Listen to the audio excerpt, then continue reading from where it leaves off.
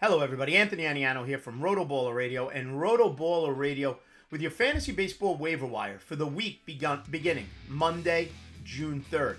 Fantasy baseball week 11 for most formats.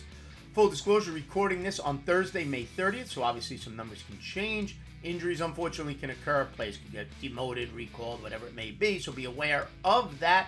As always, using Yahoo roster percentages as my talking point, keeping it at players at or around 50% or less rostered. Let's get into it on the hitter side of things. A couple of hitters to be mindful of. Jake Myers of the Houston Astros, playing center field every day now for the Astros. 38% rostered on Yahoo, makes him 62% available. Over the last 14 days, Jake Myers is hitting .362 with 3 home runs, 10 RBIs, a stolen base, and 17 runs scored, batting 6th every day in that Astros lineup. On the season now, his batting average is up to .289, and the on-base percentage is an outstanding .359. His OPS is .859. It is the highest OPS of any of the players I am mentioning today. On the season now, he's up to 6 home runs, 22 RBIs, and 16 runs scored, throwing in 6 stolen bases. Myers doesn't strike out a lot. Strikeout rate is less than 19% at an exact 18.9% on the season. Up second, Matt Vierling of the Detroit Tigers. Getting an opportunity to play every day with Kerry Carpenter out. He's taking advantage of it, and it's going to be tough for Detroit to get Matt Vierling out of the lineup. In Yahoo formats, he's third base and outfield eligible, throwing corner infield there as well. Only 14% rostered, makes him 86% available. Gotta love that number. Over the last 14 days, Vierling hitting .371, 4 home runs, 13 RBIs, 8 runs scored, and a stolen base. On the season, the batting average is also at .289. On base percentage, a little bit lower than Jake Myers, .320, but he's flashing a little more power with 7 home runs and 28 RBIs on the season, hitting second in the Detroit Tiger lineup, 22 runs scored. An OPS over 800, you always pay attention to. His OPS sits at .823. Striking out a little more than Jake Myers, 21.9%, but under 22%. Sign me up for that. And a little more position flexibility with the third base, corner infield, outfield eligibility. Up next, if you need middle infield help, take a look at Mason Wynn of the St. Louis Cardinals. Cardinals' #1 overall prospect coming into the season, and Major League Baseball's #24 overall prospect, according to Fangraphs. He's hitting .395 over the last 14 days. 2 homers, 10 RBIs, 5 runs scored. On the season, the batting average is over 300 at .308 with a .358 on-base percentage. Not flashing much power, causing a little bit lower of an OPS. OPS is .798, 2 home runs, 18 RBIs, 16 runs scored, but he's running. If you need stolen bases, he's got 7 stolen bases on the season. Mason Wynn, only 22% rostered, available 78% of leagues. Mix occasionally hits 8th, occasionally hits 1st. In that Cardinal lineup, Mason Wynn, like I said, a .30. You're hitting over 300 come the beginning of June. You got to pay attention to that. You could do worse filling in your shortstop or middle infield positions. And finally, from the offensive side of things, one of the top prospects in baseball, starting to heat up, also for the Detroit Tigers, is Colt Keith. Second base, third base eligible in Yahoo, middle and corner eligible. 16% rostered, 84% available. Season numbers don't look great.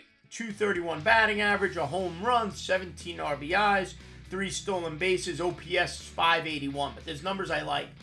For a rookie, a strikeout rate of only 17.5%. I like that. Over the last 14 days, and this is why we're patient with rookies and why we shrink the sample size at times. Over the last 14 days, Colt Keith is hitting .410 with his home run, with 7 of his 17 RBIs, with 6 of his 14 runs scored. Okay, batting 6th in that Tiger lineup. Young kid. He is the team's #3 overall prospect. He's Major League Baseball, according to Fangraphs, 49th ranked prospect. So Colt Keith comes with a high pedigree. Started slow. He's gotten it going over the last 14 days. If you need help in the middle or on the corner, he is available. And if somebody's looking at his big picture, they're going to probably underbid on him, whereas you could get him relatively easy because if you look at that last 14 days sample size. On to the pitcher side of things. 2 starters and 2 relievers to be mindful of. And the first starter is my actual #1 ad, really. of all the pitchers, and that's Ben Brown of the Chicago Cubs. 22% rostered, 78% available. Over the last 14 days, he's got 19 strikeouts in 13 innings pitched, 2 starts. It's 13.15 Ks per 9 innings. Over those 13 innings, he has yet to give up an earned run, and his whip sits at 0.54. On the season now, Ben Brown has 55 strikeouts in 46 and a third innings. He's striking out 29.9% of the batters he is facing on the season. His ERA sits at 2.72, and his whip sits at 1.06. One win on the season. His next couple of starts, June 2nd, Sunday, so at the end of this scoring period, against the Cincinnati Reds, and then scheduled the following Sunday, the 9th, also against the Reds. Ben Brown available in 78% of leagues, giving you elite level strikeout stuff. Also available, and he's right at that 50% cusp, is Mackenzie Gore of the Washington Nationals. Now, I didn't buy into it at first, but just on Wednesday night, he had an outstanding outing against the Atlanta Braves. When you shut down the Braves, even without Ronald Acuna, you pay attention. And Mackenzie Gore, over the last 2 weeks, last 14 days, 21 strikeouts in 18 and 2/3 innings. That includes the outing against Atlanta. That's 10.13 Ks per 9 innings. His ERA in those 18 and 2/3 innings sits at 1.93, and his whip sits at 0.91. He's got 2 wins in those 3 outings. On the season now for the Nationals, Mackenzie Gore's got 72 strikeouts in 58 and 2/3 innings, striking out just under 28% of the batters he is facing. His ERA is under 3 on the year at 2.91, and his whip is at 1.28. 4 wins, 4 losses on the season. His next start, and this is why I like him, Monday, June 3rd against the New York Mets. You take advantage of that dismal lineup, and then follows that up Saturday, June 8th against Atlanta. It's a 2-start week. It's worth it against the Mets. Hope he does well enough against the Braves. Tough to predict 2 great outings there, but I would expect the Mets outing to more than cover an average outing potentially against the Braves on June 8th. Now, if you're looking for relief help, 2 pitchers to be mindful of. 1, a lockdown dominant middle reliever, helping in a daily lineup setting with your ERA and whip, and that's Jeremiah Estrada of the San Diego Padres. Now, he's not going to get the closer role. Roberto Suarez has been as equally dominant for the Padres closing, but Estrada has emerged as a rock-solid 8th-inning guy. If you use holds, or in a daily setting, you just want to keep a middle reliever in there for some strikeouts, lower your ERA, and lower your whip, Estrada has done that. He's 25% rostered, available in 75% of leagues. Over the last 14 days, Jeremiah Estrada has 18 strikeouts in 6 and 2/3 innings. It's 24.3 strikeouts per 9 innings. Astronomical numbers. His ERA is 0 over those last 6 and 2/3, and his whip sits at a minuscule 0.15. In those 6 and 2/3 innings, he's actually picked up 2 wins and a save. On the season now, Jeremiah Estrada has 28 strikeouts in 16 and 1/3 innings. He's striking out 48.3% of the batters he is facing. His ERA is under 1 at 0.55. His whip is the same number at 0.55 with those 2 wins and a save. Now, if you're searching for save, Edwin Diaz goes down with an injury, shoulder impingement for the New York Mets. Now, who knows if it's real? Is it a get your head straight situation? Whatever it is, it opens up whatever save possibilities come the Mets' way to a variety of pitchers. Now, Adam Ottavino's gotten lit up of late. Okay, Diekman is a mediocre pitcher. Brooks Raley had Tommy John surgery. So that leaves us Reed Garrett of the New York Mets, 43% rostered. It's a speculative move, thinking if they happen to win a couple of games, Reed Garrett could be in line for a couple of save opportunities.